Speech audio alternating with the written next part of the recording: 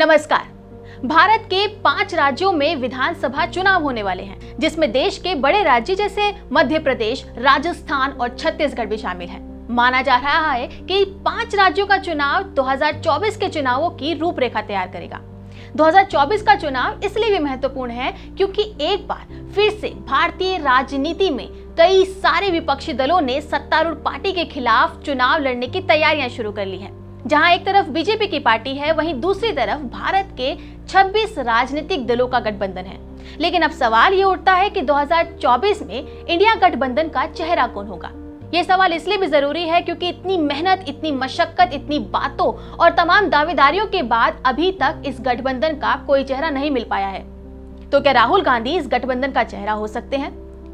जब भी किसी पार्टी के विरुद्ध गठबंधन होता है तो हमेशा ऐसा चेहरा खोजा जाता है जिसका व्यक्तित्व मैग्नेट की तरह काम करे, जो ना सिर्फ सभी पार्टियों को बल्कि जनता के दिलो दिमाग पर भी अपनी छाप छोड़े। भारत के इतिहास में ऐसा पहले भी देखा गया है कि एक पार्टी के विरुद्ध कई पार्टियों ने गठबंधन करके सत्ता हासिल करनी चाहिए और आजाद भारत में यह सिलसिला शुरू हुआ 1977 से, जब इंदिरा गांधी के खिलाफ लेफ्ट को छोड़कर सभी विपक्ष की पार्टियों ने एक छतरी के नीचे आना तय किया। जहां जयप्रकाश नारायण ने एक चुंबक की तरह काम किया, यानी उनके जनसंघर्ष से इंदिरा गांधी की सरकार को अगले 3 साल के लिए सत्ता से बाहर रहना पड़ा। 1989 में आए विश्वनाथ प्रताप सिंह, जिन्होंने बोफोर्स घोटाले के नाम पर राजीव गांधी की सरकार को छोड़ दिया था, उनकी इसी मॉरल अथॉरिटी ने राजीव विरोधी और उनकी पार्टी को छोड़कर आए सभी नेताओं को जनता दल के छत्र पर चढ़ा दिया था। भले ही चंद्रशेखर ने उनको प्रधानमंत्री बनने के लिए विरोध अपना व्यक्त किया हो, लेकिन पूरी जनता दल को यह पता था कि वोट तो उन्हीं के नाम पर मिले हैं। ऐसा ही एक मॉरल अथॉरिटी 2011 में हमें देखने को मिली, जब देश की गैर राजनीतिक सिविल सोसाइटी अन्ना हजारे का चेहरा देखकर एक छतरी के नीचे आ गई थी। इसके नतीजे में कोई गठबंधन तो नहीं बना, लेकिन अरविंद केजरीवाल एक नई पार्टी यानी आम आदमी पार्टी बनाने में जरूर कामयाब हुए। एक बार फिर से विपक्ष ने समूह बनाया है, पर सवाल ये उठता है कि किसी भी बारात में दूल्हे का चेहरा महत्वपूर्ण होता है। ऐसे में अगर इंडिया गठबंधन की बात करें तो यहाँ भी कुछ चेहरे हैं जो प्रधानमंत्री बनने की दावेदारी रखते हैं, जिनमें सबसे ऊपर नाम आता है शरद पवार का, जो 80 की उम्र पार कर चुके हैं और उनकी उम्र का सभी सम्मान भी करते हैं। मगर पवार जहां एक तरफ उम्र और सियासत के अंतिम चरण में चल रहे हैं, वहीं दूसरी तरफ वो राजनीति को संभावनाओं की तरह देखते हैं। सोनिया गांधी के खिलाफ जाकर राष्ट्रवादी कांग्रेस बनाने वाले पवार 2004 में तमाम तर्क को ताक पर रखकर यूपीए का हिस्सा बन गए, यानी वो कब क्या करने वाले हैं इस बात का किसी को नहीं पता होता। दूसरे विकल्प के तौर पर देखें तो हमारे सामने आते हैं नीतीश कुमार, जो अपना पाला पलट देने के लिए पॉलिटिक्स में जाने जाते हैं और जिनकी अपनी निजी महत्वाकांक्षाएं भी हैं। बिहार में वो कभी लालू तो कभी बीजेपी के करीबी दिखे। लगातार गैर भरोसेमंद साबित होने के बाद उन्होंने अपनी वैल्यू लोगों के सामने कम कर दी है। 2014 तक वो मोदी के विरोध में थे, लेकिन बाद में देखने को मिला कि उन्होंने मोदी की इसी पार्टी को एक्सेप्ट कर लिया।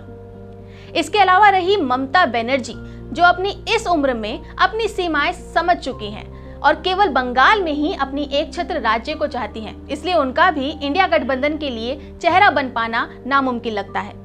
इसके अलावा इस दौड़ में एक और नाम सामने आता है और वो है अरविंद केजरीवाल जी का, जिनकी सरकार 2 राज्यों में है और बार बार उन्होंने खुद से भी प्रधानमंत्री पद पर आने की अपनी इच्छा को जाहिर किया है। वे अपने आप को यूथ आइकन मानते हैं और उनकी पार्टी के लोग भी उन्हें प्रधानमंत्री के रूप में देखना चाहते हैं। ऐसे में राहुल गांधी तकरीबन 4000 किलोमीटर की भारत की यात्रा पूरी कर आए हैं। उनमें राजनीति से हताश हुए लोगों को एक उम्मीद की किरण नजर आती है। राहुल गांधी इस यात्रा में शुरुआत में काफी लोगों की उपेक्षाओं को महसूस कर रहे थे, पर बाद में लोगों की भीड़ ने उनका साथ दिया। दूसरी तरफ राहुल गांधी ने कैपिटलिज्म पर लगातार अपना प्रहार जारी रखा और आम आदमी के लिए बेरोजगारी और महंगाई के मुद्दों पर अपनी बात को भी सामने रखा। मगर ये भी समझने की जरूरत है कि राहुल गांधी ऐसे समय पर फील्ड में उतरे हैं जब उनकी पार्टी का स्ट्राइक रेट ऑल टाइम लो चल रहा है। हालांकि कांग्रेस लगातार चुनाव जीतकर दोबारा बैक बाउंस करने की कोशिश कर रही है। ऐसे में राहुल गांधी ही इकलौता चेहरा है जो इस नए गठबंधन को अपना एक रूप दे सकते हैं। साथ ही इस समय में उनमें एक आकर्षण भी देखने को मिला है, जिससे उन्होंने एक बार फिर जनता और पार्टी के बीच में, नेताओं के बीच में अपनी एक खास जगह बनाई है। राजनीतिक तौर पर तेजी से बदलते हुए राहुल गांधी का देश हित में ये बदलाव शुभकारी है। कम से कम एक विकल्प तो दिख रहा है जिसने बीजेपी के सामने चुनौती रखी, और विपक्ष का मजबूत होना भी एक लोकतंत्र के लिए बहुत जरूरी होता है। अब ये देखना होगा कि कैसे ये समूह अपने अंदर के द्वंद्व को खत्म करके भारत के लोकतंत्र को चुनाव से पहले एक चेहरा देता है। आपकी इस पे क्या राय है, हमें कमेंट करके जरूर बताएं। नमस्कार।